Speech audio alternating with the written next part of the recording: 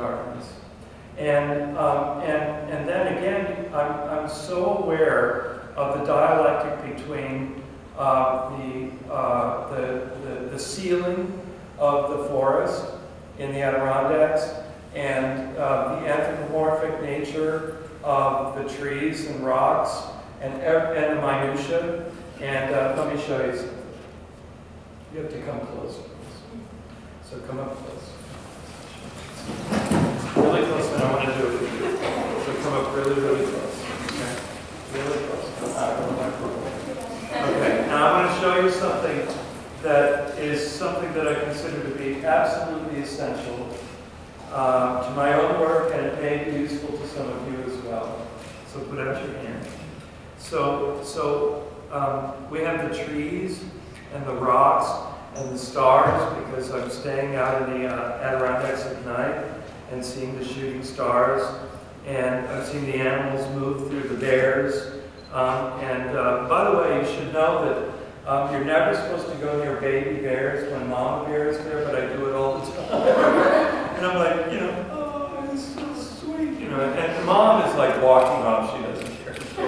He's a bear. Anyway, but there's this phenomenon of all this big and all this little, and they're the same thing. So when I think about my work, visually, I think about it as the big and the little. And it's always about that. And if you look at my work, this is what I'm trying inadequately to do. I want it to slow you down. I don't want you to experience the grand statement. I don't want you to experience the minutia. I want you to experience the both, because they're one and the same thing. And all great religions all over the world have discussed these things for millennia. So it's this sense again. It's the sense of the big and of the little. And never forget that. It's so useful, because it's really the way that we're constructed, and it's the way that we join the world as well. It's the way that we thread ourselves in the world. And so I'm working now with the woods, which is all natural, and has been going through a period of mostly rotting. And occasionally I'll stick my foot on something and I'm fat, so it goes whoosh down into the water, down below, and it's a hole now. And then I have to stick my hand down the hole to see what's down there. And then sometimes I have to dig out so I can climb down into this. And then I go to Rome, and I'm experiencing the same thing, but they're all made by humanoids. And so the catacombs were carved out. There were 7 layers of Catholic priests in the ancient world. And apparently that's still the case today, but there's 7 layers of Catholic priests. And the lowest layer, and they were still priests, they were the ones who dug the graves, and they were also the ones who painted and carved. And the carvings and paintings are so fresh. What Philip Guston, the great painter, talked about, that if you could only have his paintings be as pure as the paintings that he saw in the catacombs. And I understand that, because I'm not anywhere near that. And I have to tell you that my art historical bias is with China and Japan and Korea and Cambodia, and my interests have so much to do with these notions that I'm discussing, but it's also this dialectic and how the dialectic operates on that threshold. And I have to tell you that in my own work, I'm very interested in the unseen forces that we so desperately need and so desperately believe in, but I'm also very interested in the world itself and what we see. And so what I'm trying to do is trying to find a way to make both at the same time and have them come together very badly, but I'm trying to do that. These are the things that are of great interest to me. So when I'm down below, I'm seeing animal life, and I'm seeing spiders that, the first time I saw these spiders, I'm working in a very narrow tunnel.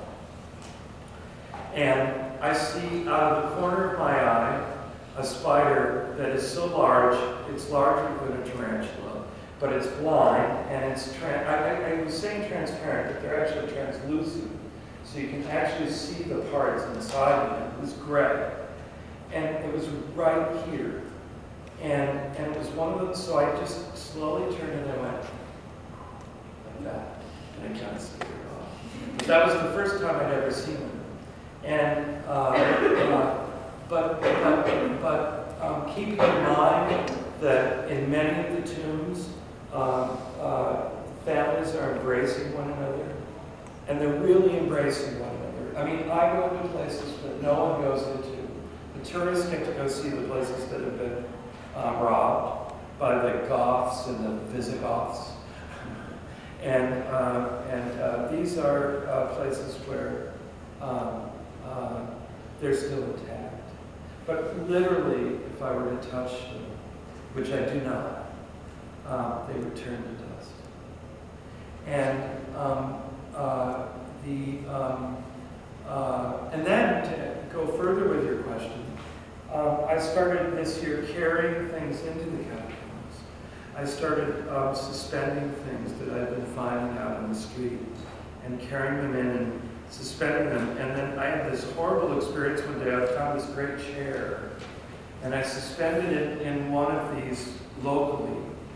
And it's this big space, right, with all these tombs, and they're ancient hooks, and they're all rusted out, and they're ancient hooks. And I started stringing the chair so that it would suspend and levitate in the painting, and I made a number of paintings of these. But I remember thinking, how much weight can those hooks take before it comes collapsing? Anyway, so I hope that answers your question. I don't know. All right, well, I think we're going to move on to Ken's segment. So let's just take 2 minutes. You guys can refill on some food, some drink, and then Thank you very much. Reorient ourselves.